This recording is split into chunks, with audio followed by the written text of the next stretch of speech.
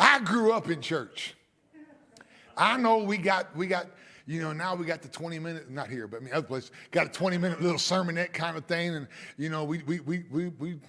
we got church like dry cleaners now, in and out in an hour. If the preacher goes past 12, he's long-winded. If he doesn't go to 12, he's shortchanging. We're paying him too much. I mean,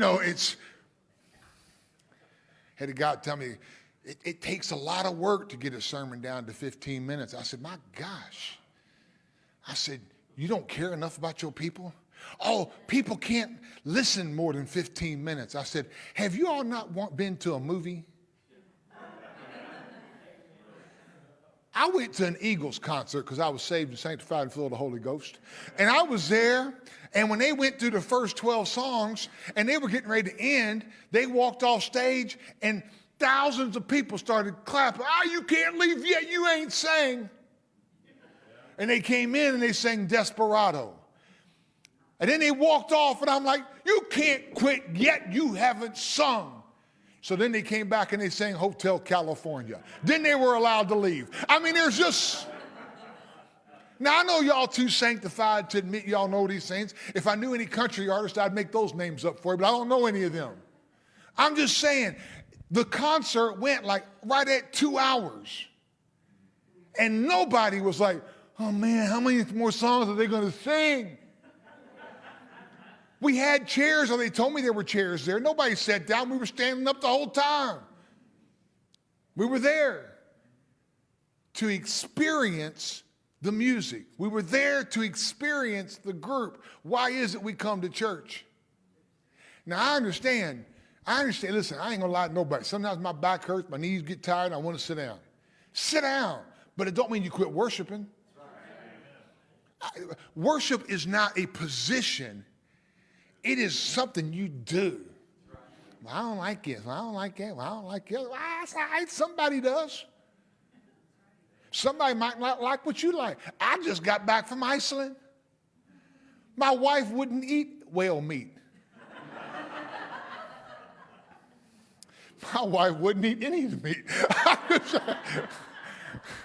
I mean, I'm telling you right now, I thought her and Melanie were going to starve to death.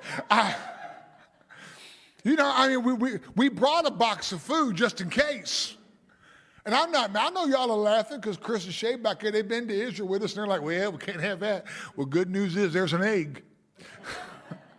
It was just, because if you don't ever, I don't like this, I don't like that. And I'm like, you don't like it, but have you ever looked around the restaurant?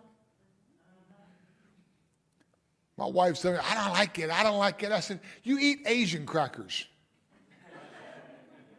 And them are good, them are good. They will stink the house up. I'm not mad at her. I tell her to enjoy them. I walk into the office sometimes. I ain't even got to ask. I know Melanie's here. Why? She's back, We go there and like, oh, it's a, I don't think so. Now, y'all are laughing. I'm not trying to make fun of them because I love them. They know I love them. My point being is not everybody likes the same things. That's why Baskin Robbins has 31 flavors. So just because you don't like the flavor don't mean you can't enjoy the ice cream. So I can come and worship God no matter what they sing. I can come and just glorify God because why? God hasn't changed. I'm just saying. I ain't preaching on that. I'm just saying. When you understand that, then all of a sudden we come and we worship a God who's the only hope we have when we're facing surgery on our brain. He's the only hope we have when we got a baby that won't come out yet. I saw Sarah. I'm so glad you're here today. I'm like, why are you here? She goes, what do you mean? I said, you're supposed to be in the hospital giving birth to that thing. We're running out of places for it to go. I'm saying this, but I'm being honest with people. People coming here, you're here, and you got family in the hospital. You got family facing crises. You got issues taking place. There are challenges going all around, and we come and we're like, oh, I got so much going on, I can't worship. No, there's so much going on. By the Lord, you need to worship.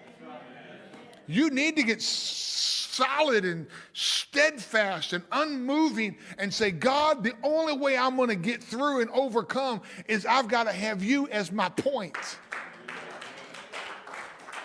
I'm saying, I don't know the words. I don't need you to know the words. I need you to worship. The words will come. They're hard. He loves us. Oh, how, I mean, it's a 7-Eleven. There's 7 words we sing 11 times. I mean, it's not that difficult. You can worship.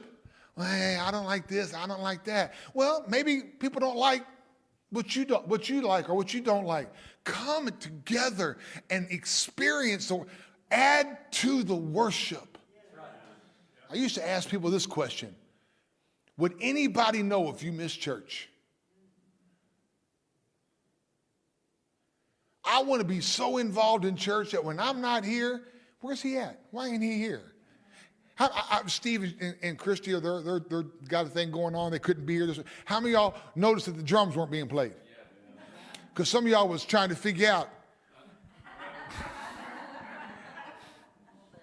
And so, you know, we had you tell you in a white church. Yeah.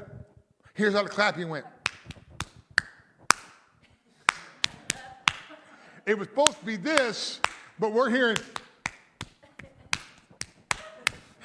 I mean, it was Morse code. I ain't mad, I'm not upset, but I'm saying, still worship. You not being here leaves a hole in the service. There's a gap missing that only you can fill. I knew when John came in. I could hear him. When he's not here, I'm like, where's he at? Why ain't he singing? I'm supposed to be hearing him sing. You think nobody even knows when you're not here. There's a gap. Don't be a gap. I'm just, okay. So that's free. I ain't going to charge you any more in the offering or nothing. That's just for free.